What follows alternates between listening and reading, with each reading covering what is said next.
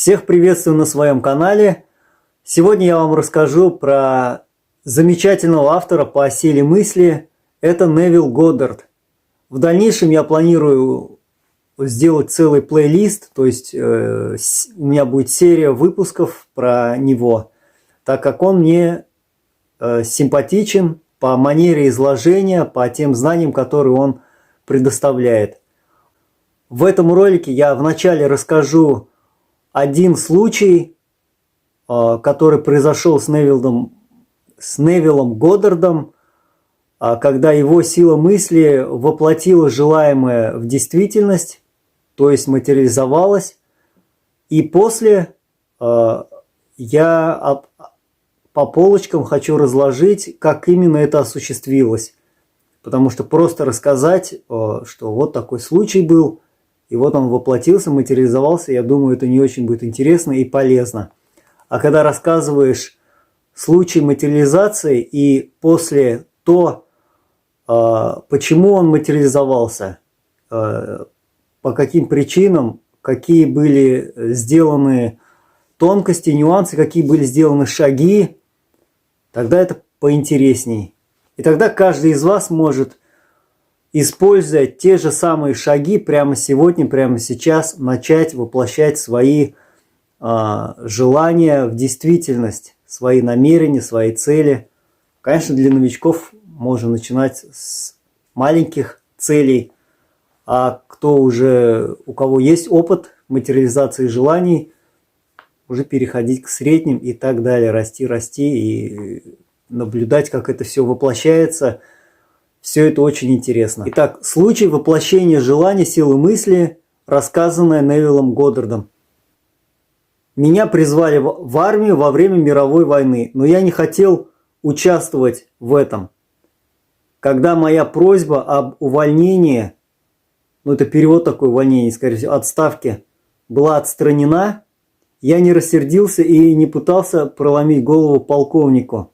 Вместо этого я лег на свою армейскую койку, закрыл глаза на остальных 50 человек в казарме и представил, что нахожусь в 2000 миль от меня на Вашингтон-сквер в Нью-Йорке. Уложившись на кровать, я увидел свою жену, спящую. Потом я встал и взглянул в окно своей квартиры на дорогу.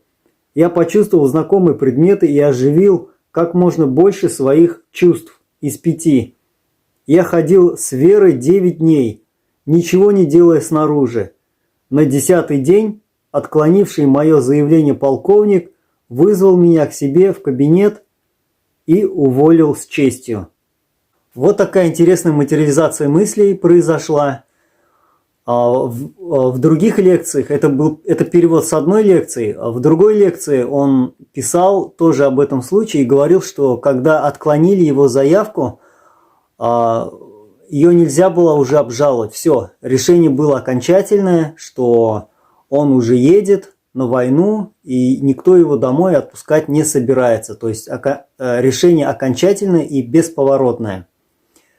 Тем не менее, потом все вышло так, что его просьба была одобрена, то есть его желание воплотилось в действительность, материализовалось.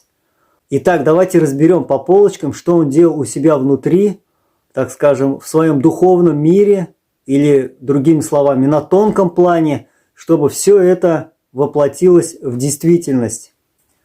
Первое, что он сделал, он пишет, что, обратите внимание, что он лег на свою армейскую койку и вошел в сноподобное состояние, в дремотное состояние и отключился от всех окружающих.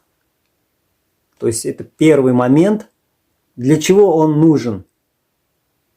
Невил Годдард часто упоминает это в своих трудах, особенно вот в своих лекциях, что вот такое сноподобное состояние облегчает проникновение мыслеформ, которые мы формируем, которые должны в дальнейшем материализоваться в действительности, проникновение вот этих мыслеформ в наше подсознание.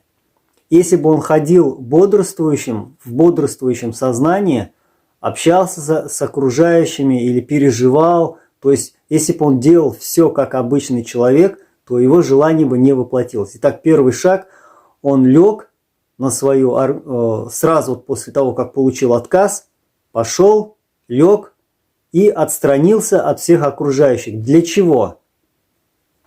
Второй пункт. Для чего это надо было? Для того, чтобы почувствовать свое желание как уже исполненное. Это очень важно. Самый главный, так скажем, магический ключ, волшебный ключ или прием, который используют все маги, все люди, которые хотят воплощать свое желание, все люди, которые хотят достигать желаемого, воплощать силой мысли свои желания. Очень важный момент, то есть почувствовать свое желание как уже исполненное. И тут ему помогает именно первый шаг.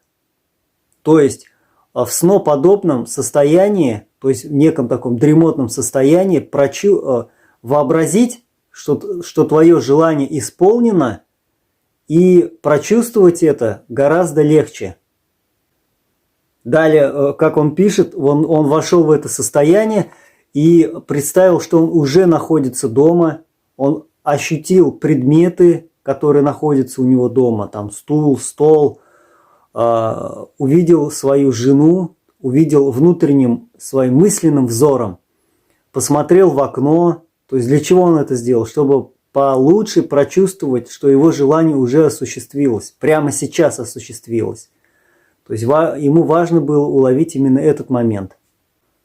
Следующий момент, на который я обратил внимание, очень важный, он пишет, что далее я несколько дней ходил с верой. То есть он ходил в убеждении, что его желание уже осуществилось. Это очень важный момент, потому что если бы он сделал бы такое упражнение, сделал бы все правильно, то есть в дремотном, сноподобном состоянии представил уже осуществившееся свое желание, а потом днем ходил полной грусти, отчаяния, чувствуя, что он потерпел крах, неудачу, у него ничего не получилось бы. А тут он пишет, что он в промежутке между своими упражнениями, своей практикой, он ходил полной веры. То есть он чувствовал, что его желание уже осуществится субъективно. Внешне он находился в казарме, и его должны были отправить уже на войну, но у себя внутри, в своем субъективном внутреннем мире, он находился дома. То есть вот такое вот состояние. Еще важный момент, вот он дальше пишет в этой лекции, где он рассказывает, как это его желание осуществилось, он далее тоже поясняет, что он делал и что послужило ключевыми факторами успеха в этом, так скажем, магическом действии. Он пишет: «Я довел чувство до состояния реально ощущаемого. Почувствовал кровать и различные предметы в квартире. Я заснул, чувствуя радость от пребывания там». Вот это тоже очень важный момент. То есть он начал делать практику, раскачал себя до такого состояния реально ощущаемого, что он находится у себя дома, что его желание уже исполнилось. И когда доходил до этого состояния, он спокойно засыпал. Вот это тоже очень важный момент, очень полезный. И далее он пишет, подытоживая: «Вы должны погрузиться в чувство исполненного желания. Примите это невидимое состояние как реальность». Тоже очень важный момент. То есть вы своей практикой достигаете некоего субъективного состояния у себя внутри, в сознании, и принимаете это как реальность. Как будто это есть. То есть вы Если вы в этот момент будете считать, что это все ложь, неправда, игра сознания, вы не достигнете чувств и эмоций. Здесь важно именно своим внутренним взором увидеть, что ваше желание уже осуществилось, и прочувствовать это как реальность. Это очень важно. И далее он здесь пишет, что очень важно тоже, что он задействовал как можно больше своих чувств. То есть он имеет в виду свои мысленные чувства. Это зрение, слух, осязание, да, и так далее. То есть надо в своем воображении увидеть, что желаемое исполнилось. То есть он там увидел, что он уже находится у себя дома, в своей квартире, видит свою жену. Далее запах. Если надо почувствовать запах. Запах своего дома родного. Там какие-то приятные ароматы. Далее надо тактильные ощущения включить. Далее слух. И так далее, короче. То есть как можно больше чувств задействовать.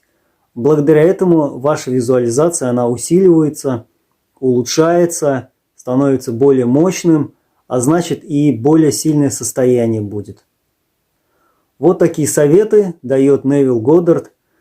Он делится своим исполнившимся желанием и подробно рассказывает, что он делал для этого. Поэтому вы прямо сейчас, прямо сегодня можете вот эти все пункты, которые я изложил, начать применять для исполнения своего желания. Если что-то забыли или упустили, или недопоняли, можете перемотать и заново посмотреть или выписать себе. Они все важны. Это как 5 пальцев руки. Упускать что-то из этого крайне нежелательно, это только затруднит процесс воплощения желаемого в физической реальности. Итак, пользуйтесь этими знаниями, применяйте, экспериментируйте. Кто только начинает или кто не совсем уверен еще в своих внутренних творческих силах, своей силе мысли, просто поэкспериментируйте на каких-то маленьких желаниях, каких-то мелких, повседневных. И далее, когда они будут исполняться, 1, 2, 3, 10, 20 мелкое желание, у вас появится больше уверенности. А дальше вы можете воплощать уже желания посерьезнее, переходить к ним, зная, что вы уже таким способом воплотили вот такие мелкие желания. Итак, желаю всем успехов в силе мысли.